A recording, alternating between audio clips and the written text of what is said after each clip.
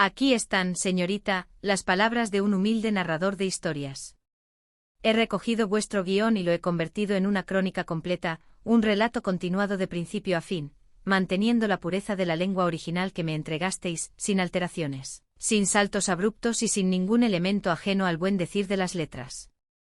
He escrito cada cifra con palabras, como mandan vuestras normas, desde el número 1 hasta el número 15, y he cuidado de mantener un tono de comedia ligera, amor y valores humanos, huyendo de las sombras pesadas del drama. Esta es la crónica de los últimos días del Mirador de Montepinar y las andanzas de sus singulares gentes. La noche todavía dominaba los campos de Penafria con su manto oscuro cuando Cándido, el buen alcalde rural, decidió acercarse a la vivienda que ocupaba la forastera. Su paso era pausado, pero su ánimo estaba lleno de una alegría hospitalaria muy propia de las gentes de la tierra. Se había vestido con sus mejores galas de campo, evitando los pantalones ajustados que, según él mismo confesaba, le impedían triscar por el monte con la soltura necesaria. Al llegar a la puerta, llamó con suavidad y saludo a la señorita Chusa, quien abrió los ojos con sorpresa al verle allí a esas horas tan tempranas. Cándido, con una sonrisa sincera, le ofreció un desayuno típico de la región, compuesto por morrococos y torreznos, un manjar contundente para empezar la jornada. La señorita Chusa, frotándose los ojos, manifestó que todavía le parecía de noche, a lo que el alcalde respondió con su sabiduría popular, asegurando que en cuanto se veía un hilo de luz ya debía considerarse de día. Con una amabilidad desbordante el hombre se ofreció a llevarla en su vespino a San Pedro, a Matute o a cualquier lugar que ella necesitase, demostrando ser un verdadero sol de persona, un alma bondadosa que se preocupaba por el bienestar de los recién llegados. Mientras tanto, en otro rincón del edificio, la tensión habitual entre las vecinas comenzaba a manifestarse. Menchu se quejaba con amargura de una supuesta traición laboral, acusando a otra de haberle quitado los servicios de Raluca. La respuesta no se hizo esperar, aclarando que no se trataba de un robo, sino de una simple oferta económica. Raluca, en medio de la disputa, pedía socorro de forma irónica, afirmando que no se movería de su puesto. La dueña de la casa insistía en que todo estaba lleno de cabellos a pesar de haber pasado la aspiradora recientemente, y rogaba a la empleada que volviera con ella, mencionando que la pequeña Ursulita la echaba mucho de menos. La empleada, con su carácter firme y directo, expresó con humor que más pena sentía ella, una pobre inmigrante que debía limpiar las propiedades de los españoles por 4 cochinos euros. La discusión continuó sobre si en un hogar se trabajaba más que en el otro, comparando el número de hijos y las obligaciones familiares, lo que añadía un toque de comedia a la dura realidad del trabajo doméstico. La conversación concluyó con una petición para convocar a una junta urgente de vecinos en las zonas comunes de Baja Canduliches para resolver los problemas comunitarios. En el vestíbulo del edificio, la confusión reinaba ante la presencia de un patinete en un lugar inapropiado. Fermín, con su elocuencia habitual, cuestionó la autoridad de quien presidía la reunión imprevaís, utilizando términos de la jerga política para ironizar sobre la situación. Los vecinos se preguntaban con angustia dónde estaría el presidente oficial del edificio, temiendo que la anarquía se apoderara de la comunidad en un momento tan crítico. Ante el desorden, Amador, queriendo ganar unos euros, ofreció sus servicios como mediador y experto en diplomacia, comparándose de forma humorística con el mismísimo Richelieu, aunque su propuesta fue recibida con escepticismo por los presentes. Los propietarios mostraban su descontento y su negativa a pagar las cuotas mensuales, argumentando que de nada servía tener presidentes si los iban a desalojar en un plazo de 2 días debido a la orden de expropiación. La conversación se desvió entonces hacia el misterioso inquilino moroso. Dona Fina aseguró que había revisado la vivienda y las llamadas del sospechoso sin encontrar nada extraño, concluyendo que se trataba de una falsa alarma o que el hombre era mucho más listo de lo que ellas pensaban. La preocupación crecía ante la posibilidad de perder sus hogares por culpa de los planes de aquel individuo que les tenía tanta aversión. Los vecinos rememoraban los orígenes del conflicto, recordando que el moroso había perdido una suma de 3 millones de euros en el pasado por culpa de una peña de apuestas futbolísticas. Recordaban cómo había ganado un pleno al 15 y se había fugado con el dinero. Un compañero de la peña lo había localizado, desencadenando una fuerte discusión que terminó de forma trágica con un ataque al corazón del descubridor. El moroso se había marchado rápidamente y más tarde, Enrique había encontrado el dinero oculto en un edredón. La historia continuaba con secuestros frustrados y la entrega final del dinero a las autoridades, lo que había provocado que el moroso estuviera en busca y captura por la justicia. La gran sorpresa para todos era descubrir cómo un prófugo de la justicia podía ocupar un cargo público en un ministerio del gobierno.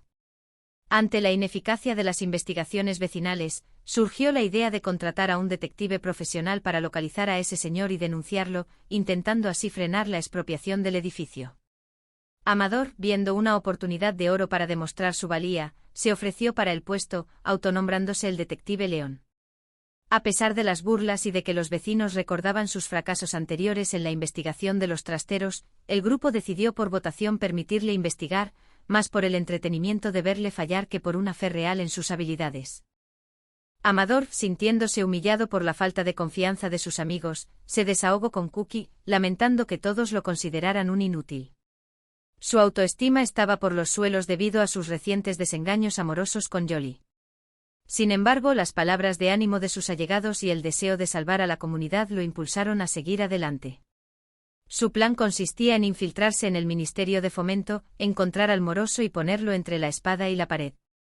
A pesar de las advertencias de Cookie sobre los estrictos controles de seguridad y el hecho de que el moroso tenía fotografías de todos ellos para reconocerlos, Amador decidió que la solución perfecta sería utilizar un disfraz ingenioso. Mientras tanto, en los pasillos de Montepinar, los ruidos y los gritos alertaban de que algunos vecinos se estaban deshaciendo de sus muebles para evitar los costes de la mudanza.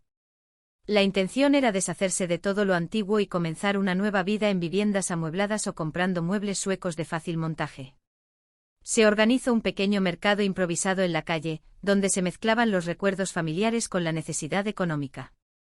Las conversaciones sobre el romance, la extinción del cortejo tradicional y los planes de fuga hacia la playa ocupaban las mentes de los personajes, quienes debían decidir el rumbo de sus vidas amorosas antes de que fuera demasiado tarde. En las zonas comunes, Fermín intentaba convencer a Berta de que lo acompañara en su huida hacia el mar, recordándole que el amor debía ser sencillo y libre de esfuerzos desmedidos. Berta, asustada por las consecuencias y temerosa de la reacción de su familia, dudaba entre seguir sus sentimientos o mantener la estabilidad de su matrimonio con Antonio, quien se encontraba en una situación legal muy complicada. La aparición de Remedios añadió más tensión a la escena, anunciando su próximo matrimonio civil con Vicente, lo que desató las críticas de las vecinas que la acusaban de aprovecharse de la debilidad del anciano. La disputa familiar subió de tono cuando se reveló que los papeles del matrimonio ya habían sido entregados en el juzgado por la propia Remedios. Fermín se sintió humillado ante la parroquia y los vecinos, lo que provocó que tomara la decisión definitiva de marcharse a la playa de inmediato. Por otra parte, Enrique y su compañero contemplaban el paisaje rural de Penafria, lamentando el estado de los caminos de cabras pero agradeciendo la tranquilidad del lugar. Los lugareños recibieron a Enrique con entusiasmo, considerándolo un valiente por sus polémicas acciones políticas del pasado y ofreciéndole un queso como muestra de bienvenida y hospitalidad en el pueblo. En la gran ciudad, Menchu y su hija revisaban portales inmobiliarios en busca de una nueva casa, sorprendiéndose por los elevados precios que rondaban los 800.000 euros. La necesidad de negociar con Germen el dinero de la indemnización era urgente, pero la falta de comunicación y los bloqueos en las aplicaciones de mensajería dificultaban los planes de las vecinas. En la peluquería, los reproches entre las amigas continuaban por cuestiones de custodia y traiciones personales, demostrando lo complicado que resulta criar a un hijo en solitario y la importancia de cumplir con las promesas hechas a los seres queridos. En la calle, el mercadillo improvisado seguía su curso. Agustín se acercó a una de las vendedoras para ofrecerle su apoyo moral, compartiendo sus propias penas sobre desamores y abandonos. La conversación, llena de una simpatía tímida, sirvió para estrechar lazos entre los vecinos, quienes compartían el mismo destino de mudanza forzosa. Al mismo tiempo, Amador iniciaba su misión como detective privado. Con una peluca que le causaba picor y adoptando un acento sudamericano muy peculiar que había estudiado en Internet, se presentó en el ministerio como un mensajero colombiano que traía un paquete urgente para el señor Palomares. Tras burlar los controles de seguridad y los detectores de metales con algunas dificultades y frases hechas de películas, Amador logró llegar a las oficinas principales. Allí encontró el despacho de Germen Palomares y procedió a ejecutar la segunda parte de su plan de chantaje. Abordó a un hombre en el pasillo, acusándolo de ser el moroso que quería quitarles las casas. Sin embargo, la sorpresa fue mayúscula al descubrir que el individuo no era Germen, sino Arturo Fabrega, un funcionario de coordinación ferroviaria que compartía el despacho debido a los recortes del ministerio, mientras que el verdadero Palomares se encontraba de baja por una ciática. Amador, tras conseguir unos chicles y un par de euros para el autobús, dejó al pobre funcionario encerrado y llamó a Cookie para informarle del fracaso de la operación. Mientras tanto, en los rincones ocultos de la comunidad, los acuerdos secretos entre los personajes principales continuaban. Algunos intentaban evitar llamar la atención de las autoridades antes de que concluyera el plazo de 2 días para el desalojo definitivo. En el pueblo, el sacerdote oficiaba la misa dominical hablando de la compasión y de la importancia de mirar más allá del propio ombligo en los tiempos modernos, intentando poner orden entre los feligreses que se mostraban distraídos por los cotilleos locales. El alcalde de la localidad compartía historias de caza con los visitantes, recordando accidentes del pasado y multas elevadas por disparos desafortunados a la fauna local. Enrique buscaba una conversación privada con el regidor para resolver sus problemas legales, pero la intervención de los vecinos del pueblo complicaba la situación. Se realizó una llamada telefónica a las autoridades para denunciar la presencia del prófugo Antonio Recio en el pueblo, lo que provocó el pánico entre los implicados que veían cómo el cerco de la justicia se cerraba sobre ellos. De vuelta en el mirador de Montepinar, la confusión por la pérdida de los muebles aumentaba. Un malentendido con la ayuda de Ongombo había provocado que los chatarreros se llevaran todos los enseres de valor de forma gratuita, dejando la vivienda vacía. Las disputas legales por la custodia de los futuros hijos se formalizaban mediante notificaciones judiciales, lo que aumentaba el estrés entre las parejas próximas a separarse. Las amigas intentaban mediar en el conflicto sugiriendo el uso de una mediadora profesional para calmar los ánimos antes del nacimiento del bebé. En los prados cercanos al pueblo, los personajes disfrutaban de las labores del pastoreo. Coque demostraba su destreza con las ovejas, recordando su pasado en los montes gallegos. Las conversaciones sobre el amor y el pasado de las parejas se mezclaban con las bromas rurales sobre la conveniencia de pedir compromiso matrimonial.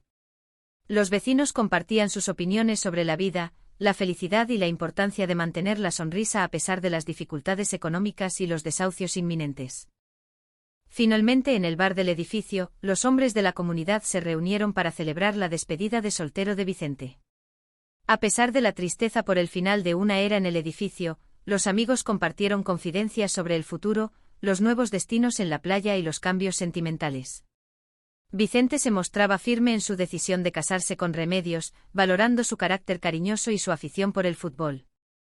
Fermín, asumiendo su marcha inminente, se despidió de su antiguo compañero de piso, deseándole la mayor felicidad en su nueva etapa y cerrando así un capítulo inolvidable en las vidas de los habitantes de Montepinar.